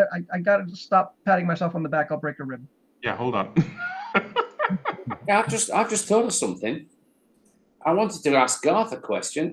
Has Garth watched my recent videos yet? On your car tuning or just anything? The weekend in the life. What is it? You mean crossing the ferry? Particularly the one of the week before where you showed more of the car setup stuff. No. I watch all your videos, and I saw you're talking about the video where you mentioned that you guys were using the Outlaw aluminum insert, right? The wheel hub. Yeah. I wondered if you noticed. Did you actually use that on a race car? On the race car? Yes. Yes. Yeah. They were on the fronts. Have you guys seen that? That was pretty good. That's why Garth not only watches your channel, but he has the tattoo as well. That's right. Yeah. I thought that was in the car setup video, but no. No, it was in the weekend. In the weekend in the life. That was one of the last minute changes we made to the car, and that happened on the day. And we put a lot of trust in the fact that a grub screw wouldn't damage a carbon front axle, and that the things would stay on there. So we gave them a go, and they didn't fall off in qualifying. So we decided we'd stick with them through the race, and they ran 24 hours without complaint. Yeah, but those see, now you gotta go with the backs. Okay. That's correct. Okay. Now that you know the fronts are good, you can try them on the backs, right? Yes. Like that. Exactly like that. So where did the on this car, on these Wayne, that the hub doesn't stick out. Okay, the hub actually is designed, huh? inside the wheel. Yeah, it's embedded in the wheel. Yeah. And, Well, in the front, in the case of a front, in most cases, the chassis are narrow enough that you need a fair amount of shimming, even with a plastic wheel. yeah, So there was plenty of space for that. So it went on and we ran it. So there you go. Now, I don't want to explode Garth's head, but if he ever decides to do what Greg's son did and create actual molds, and then getting into different types of resin, depending upon the flex and properties of the resin, your head might explode. Resin that you can tap. Yeah, exactly. You can go, like, as I said, task 2 that we use for wheels, which is basically has the tensile strength of aluminum when you cast it properly, to a 320, which we use for our bodies. By the way, just to show you the difference between what an industrial mold looks like and what, you've seen what a wonderful Silicone bricks. Silicone mold looks like. Check this out, folks. This is what it takes to do a Scalextric's body. yeah. And this hook right here is because it's so bloody heavy, you need a crane to lift it. Yeah. And look at how many pieces there are. Those pieces have to move in and out of the mold. So they move in prior to injection, then inject, and then they move out in order for them to do all the undercuts and various things that they do. Yep. And that can be like what they were probably shown in that picture, but that picture you could clearly see the side ones that came in from the side. Oh, yeah, I'll share again. I'm sorry. Ones that come in from below and in from above and in from the front and back. They can come, so you can see the big ones on the side, but there's probably there's ones on the front and back for sure. There's probably ones on the top and bottom, and those all move into place, and then they squirt the molten plastic in, and then all those pieces move back out from where they are, and then the whole thing comes apart, and they push the piece of plastic out. Crazy. You're basically looking at half of the mold there. There's a top half to that. The top half is on the other side. It's on the other side for display. So the part that the body was in was one half, and then flipped over was the other half. And remember, the first company to do that was AMT, and it was a chap named George Totev, who really did that. The sliding molds. He was the man. And we asked questions on that in the test at the end of the year. And absolutely no comment on what Alex learned from you, but after having had to produce 30 to 40 of these units, he's seriously looking at injection mold design and manufacture for the next project of the same kind. See, that's big money. Like, honestly, if you go up in shore density with silicone, so you can still get the flexibility to pop parts out, but you can actually build it if you over-engineer it with tunnels. I did this for my first monogram F1 bodies. And you can inject it. And again, what you really don't want to do is inject. You want to actually cast under pressure, which really is in lieu of injection molding. Yeah. Yeah. I think I'll have to double check. I'm not sure. I'm not 100% sure. Probably 50-50 whether he got a vacuum pot or something or a pressure pot or something. Yeah. Pressure pot or something like that. And you don't need a lot of pressure. Bubbles were absolutely a thing when he was doing his early ones, so I'm sure he did something. And he's already buying a vacuum former for Lexan stuff and. Yeah. Oh, I'll tell you. He's working for SpaceX, for crying out loud. See, but just like 3D printing, it's a hobby unto itself, really. Yeah. Oh, yeah. And it's so addictive. I don't look at things as I used to. You look at it and go, how do I make that mold? It's really weird. Yeah. All right. Anybody else? You could also make. I got a great invention for you. Corn on the cob holder for dogs. I saw the video. Where did that come from, John? I had to stop my wife from watching it so many times. Well, I'm glad that somebody enjoyed watching that. It's okay. We'll go back to slot cars, but we'll be really impressive if you taught them how to floss after that. That would be really impressive. If you get the coolant to rotate with a slot car motor and make it on top There of you go. There you go. I'll rig up a little rotisserie for Rocco to chomp on. Well, you just use one of your tire truers. What's the big deal? and you Right? use And instead of sandpaper, you have a trough of butter. Like, what is wrong? It's all And there. you can have a blade that comes along and takes the kernels off of it, you know? Oh, half the fun is biting them off. Come on, it's a dog. A new attachment. Tell me you didn't watch the video without telling me you didn't watch the video. All right, well, we got a few minutes. Okay, I got Sure. some. Go I got ahead. something. So, a few weeks ago, back too. after the show, we talked a little about Scalextric and Carrera. I won't mention names, but what do you guys think the future of Scalextric is? Like, I'm a little worried now. Like their future, they're not going to be in as many small hobby shops anymore. They're selling directly to customers, and like I know like half of our classes at one point were Scalextric, and now I think we're down to one class at Scalextric. We've moved on, and I'm just kind of curious. Is that going to affect the whole hobby, or is it just going to be a blip and we'll be like, oh yeah, like SCX, they were a thing once, now they're not. So I don't know. Anybody give any thought to that? Especially Scalextric, like in the UK, that is the word for slot cars, isn't it? Like that's Yes. So it just seems like I was going to pick that up actually. It's just like Sellotape has a brand of clear packing tape that other brands are available, but everybody and when you're cleaning, Wayne, you're hoovering. Yeah, exactly. With a Hoover, even though it's a Dyson, it's a Hoover. Because the English don't speak English.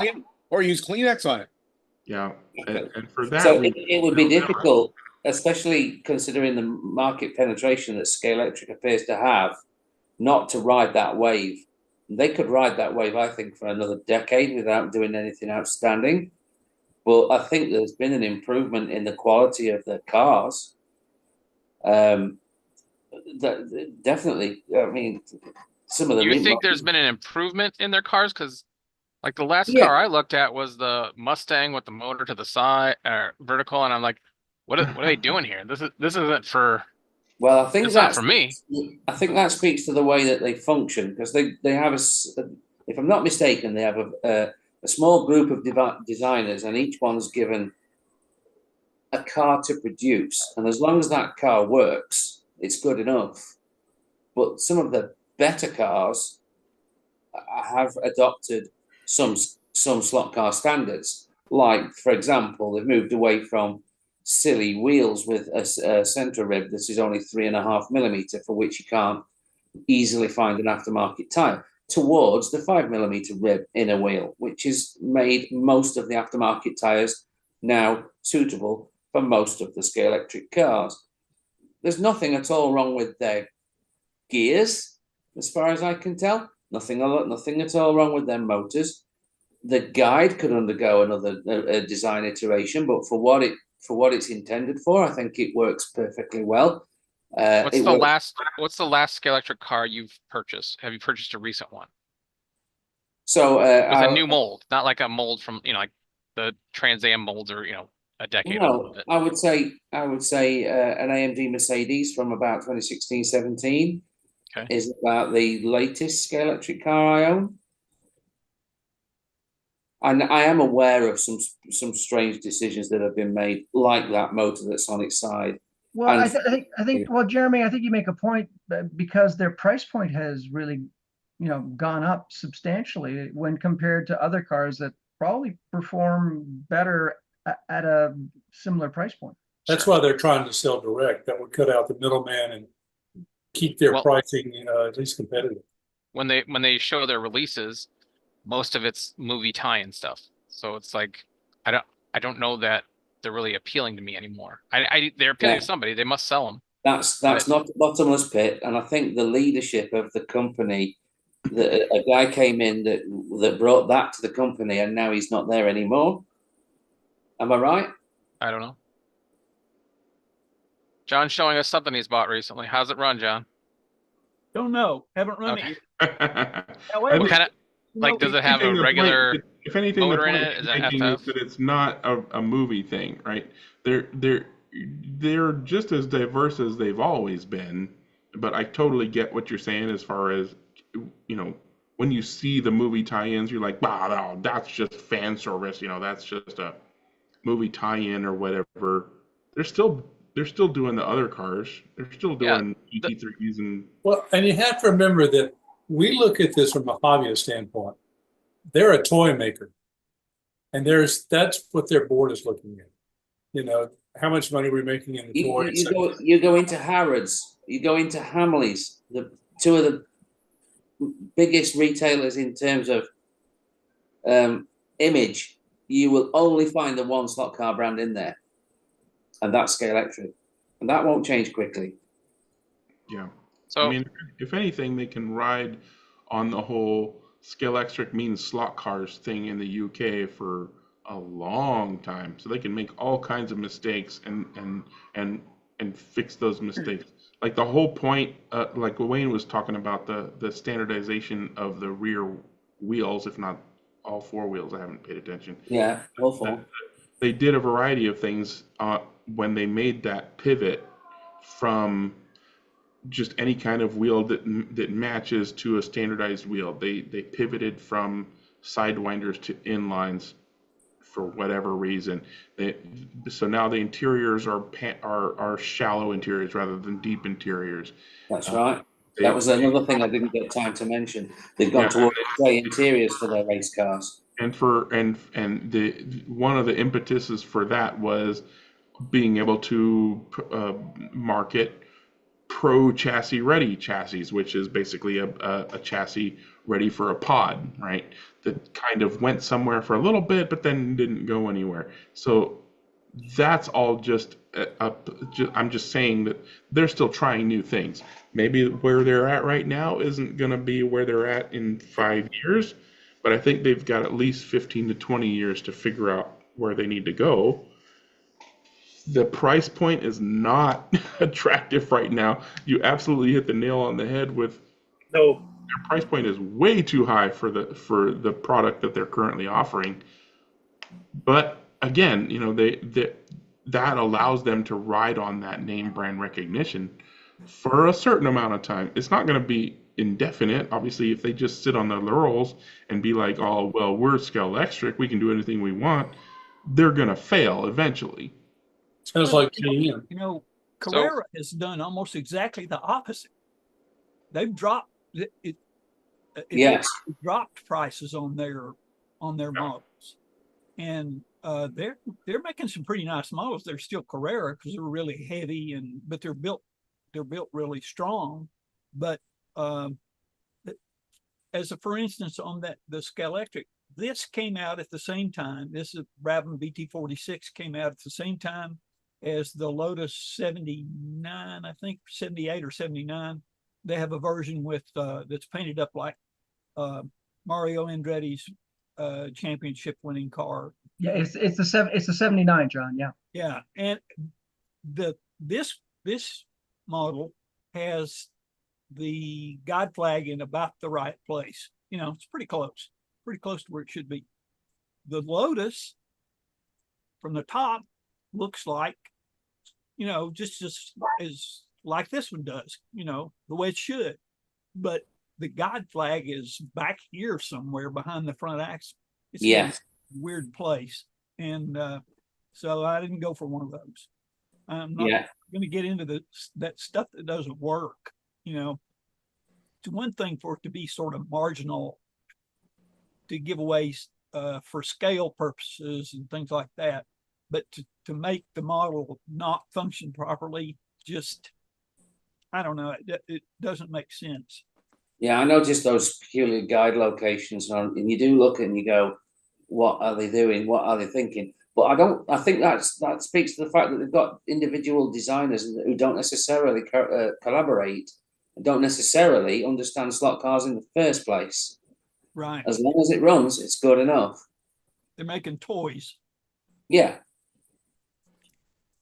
That was kind of my point though. Is like, is it driving the club people away from it? And like I said, we only race one class, and that's the old NASCAR stuff, because I mean it's still around and it's kind of still American. but we don't get into anything else. And I don't see Scalextric making anything that we do want to get into. Whereas Slotted, whenever Slotted comes out, like I'm dying to get that new Datsun 510 and see what they come out with as a competitor, and we'll have a new class of Slotted. And I'm like, oh my God, this will be amazing. I know right out of the box. I'm looking forward to it. I'm not looking forward to anything Scalextric puts out right now. I wish I could, because it used to be half of our classes were Scalextric, but they're not anymore. And, Well, and they're nearly the same price. Yeah. correct, yeah. Yeah, they're within a couple. I know that we're not the target audience. Like they're just trying to sell to toys and whatnot. But when, like I said on the show, is like when you get a toy and somebody buys it, they'll play with it for a few years maybe, and then they'll be done. But then there is that group that looks for more. They find a club, they get into it like I did, and then they're hooked for 20 years. And I've spent, thousands of dollars on it, where if I was just buying it as a toy for a Christmas present for the kids, I'd have bought, $200 set one time and been done. So I don't know. I'm worried about what they're doing and how it's going to affect the whole thing, the whole hobby. You've got to realize that 90%, probably, this is a plucked out of the air figure, but approximately 90% of what they do is that Christmas market. And I don't think the performance and functionality and durability of the cars in particular really, really matters all that much. In terms of the slot car hobby, they're definitely falling behind the other manufacturers. This is an opportunity, actually, for the other manufacturers. It's a great opportunity for Scale Auto and Polycar, and obviously Carrera, which is very similar mass market stuff, to actually make an inroad into the markets that Scalextric currently dominates. And when that eventually happens, then Scalextric will do something. At the moment, they are what they are. They do some weird and odd things, but I don't think they're in any danger. I just think they're in danger from losing that 10% of the market that is the racing fraternity. And at the end of the day, there are several categories that you can create out of Scalextric cars if you should wish to. The DTM cars all run together relatively well. And there are many other F122s, for example. They all run together really well. Yeah, but those are older. I'm gonna cut you off right there, because basically that whole standardized rear wheel, inline, shallow interior, that whole thing was them trying to appeal to the hobbyist racer club market. I mean, their top dogs went to the local clubs and said, "Hey, what do you need? What do you need for us to appeal to you guys?" And they said what they needed to appeal to them. And Scalextric, to their credit, they picked up that ball and they ran with it. They kept going with it. Is that back when they standardized the wheels to fit like slotted parts and stuff? Standard wheels. They offered the Pro chassis with a pod opening, so you could put slotted pods in there. They upgraded their digital chips so that if you put faster motors, you weren't going to burn out the chips. They did a bunch of stuff to appeal to that market, and it just fell flat on its nose. They don't even offer Pro chassis anymore. If you just lucked out that a bunch of their new designs still work with their Pro chassis, because the bodies are the same, the interiors are the same. There's no more DTMs. There's BTCC, but there's no more DTMs. Oh, I'm sorry. Did I say DTM? I meant BTCC. But Sorry about that.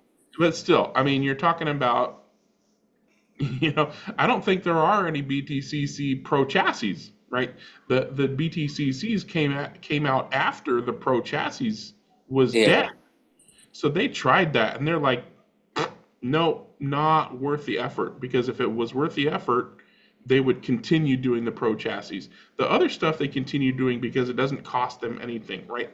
They're continuing with the inline, motors and pods and chassis. They're continuing with standardized, wheels. Those don't change prices. But if they have to injection mold completely different optional chassis at an additional price, they're not doing that. They stopped doing that. I don't think they're doing the standardized wheels anymore either, because on the new Barracuda, it uses a different wheel size than like the traditional Trans Ams. Yeah, like the Barracuda came out right before, like right during that transition. though, didn't it? Well, it was after. The Javelin was the first one that had standardized wheels.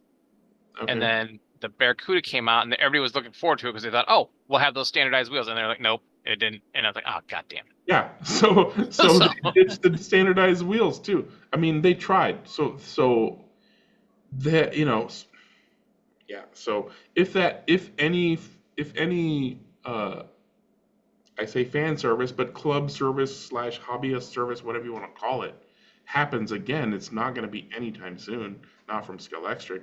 And like Wayne was saying, that's not where their money is. Just like Carrera, their money is in the Christmas market. That's where their money is. We are just lucky or unlucky